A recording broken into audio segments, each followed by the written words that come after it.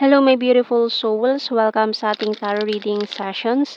Keep in mind, general reading po ito. Maring mag-resonate, maring hindi. Kunin nyo na lang po kung para sa inyo and leave the rest. Maaaring mag-shift ang energies or magkabaliktad ang sitwasyon, kaya kayo na pong bahala kung saan kayo nakalugar sa reading natin. So, let's see.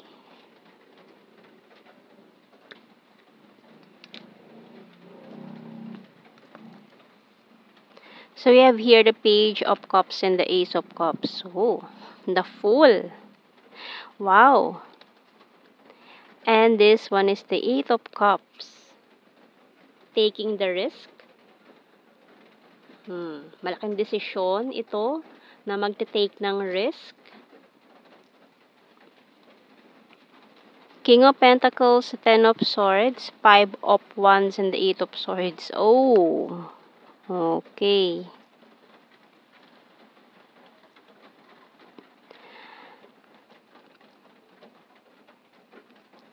Bottom card natin, the Four of Pentacles. Okay, alakas ng energy ng dito na naman, a past person, or kilala mo na to from the past. Pwede naging kayo, pwedeng hindi. Nagkaroon kayo ng conflict, pagtatalo, maaaring this person walk away nang hindi pa nagiging kayo, or pwede rin naging kayo, nag-walk away siya. Itong pagtatalong ito ay medyo masasakit na salita yung mga nabitawan. And may mga tao din behind the scene na nakisawsaw, nakigulo. Tingnan natin signs and symbol cards. Kaya ngayon, you're seeking clarification sa mga tarot readings. Pero, we have the Magnet. Malaking desisyon to, nalunukin yung pride niya. Ayan. So, lulunukin ng taong ito yung pride niya, kahit na pinanindigan niya noon na siya yung tama. Pero ngayon, after realization na alam niya, na-realize ang taong to na siya yung mali, lulunukin niya yung pride niya para lang humingi ng tawad, humingi ng dispensa. Kasi may something na na-realize tong taong ito. And, okay, ayun. Bottom card dito is Bonfire. Oh, so, kasi may isang tao na gustong sirain kayo. Maaaring itong taong to may gusto sa kanya or maaaring may gusto sa'yo, na itong taong ito ang gumawa ng mga kwento, paninira, para magkahiwalay kayong dalawa or hindi matuloy itong connection nyo. Maaaring it's a karmic cycle na nanggulo dito with this bonfire energy. So, tingnan natin. We have Victory by Archangel Sandalphon. Your prayers have been heard and answered. Have faith. Wow! So, yung message pa lang na yun, di ba? Napakaganda na. Yan. Na-realize kasi niya na nagkamali siya eh. Kaya ready na siyang lunukin yung pride niya para lang dito sa connection na to. Kasi may something sa connection na to na hindi basta-basta. Pwedeng twin flames or soulmate, kung ano man tong connection na pinagdadaanan nyo ngayon or you're dealing with. Pero ngayon, naka-hide lang siya. Just being near you is intoxicating. So, hindi siya makalapit pa sa'yo. Nagtatago siya, pero this person is seeking something na maaring plano, ganyan. May mga ginagawa siyang plano behind the scene. And I feel you even though we are apart. I don't react when people mention you. So, dahil ayaw niyang iparamdam muna or ipakita muna itong mga plano niya, this person is hiding. Maaaring nag-isolate, nagpo-formulate ng mga plano. Kapag may nagtatanong sa kanya about you, deadma siya. Hindi siya nagre-react para isipin ng mga tao na wala na siyang pakialam. And I want to feel that way again. I know I messed up everything. Yan. Na-realize niya kasi na siya yung dahilan kung bakit gumuho lahat. Itong pundasyon na binuo nyo noon, you were the best thing in my life. Yung iba, hindi pa nasisimulan. May sumabotahe na.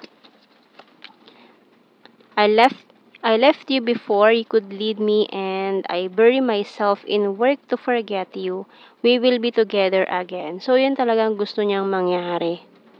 Tingnan natin. Tarot messages, oracle cards. So, itong taong to, ma-pride siya ha. Mataas yung pride, ego nitong taong ito, pero willing siya na iset aside yon, lulukin yon para dito sa connection na to. This is not over yet, and you're my wish come true. Dahil nga sa na-realize niya na ikaw yung hinahanap niya, or ikaw talaga yung kailangan niya sa buhay niya, na maaaring nabulagan siya noon dahil sa mga taong ito or sa taong ito na nanira, na gustong sumabotahe sa kung anong meron kayo. I'm working hard for our future. Ayun no, I will fight for you. You're so hot, patiently waiting. The struggle is real, and you're my twin flame. So, maaaring nga, it's a twin flame connection na na-realize niya to. And, sorry, I'm wasted. So, ngayon, parang wala pa siya sa sarili niyang mga decision ngayon. Kasi nga, parang this person is facing their dark shadow sides. And may mga inaayos pa siya sa sarili niya para dito sa parang comeback na ito. Tingnan natin. Kuha tayo ng initials.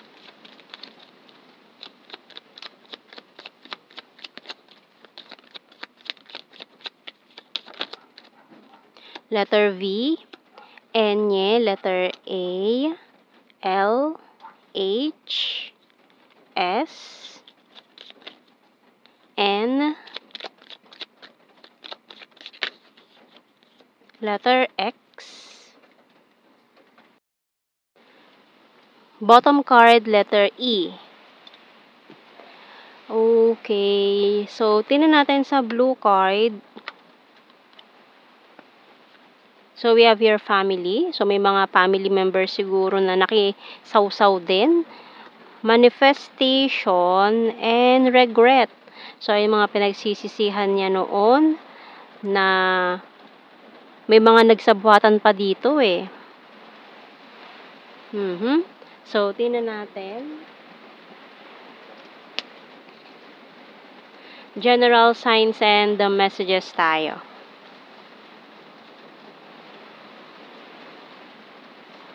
We have here killer smile.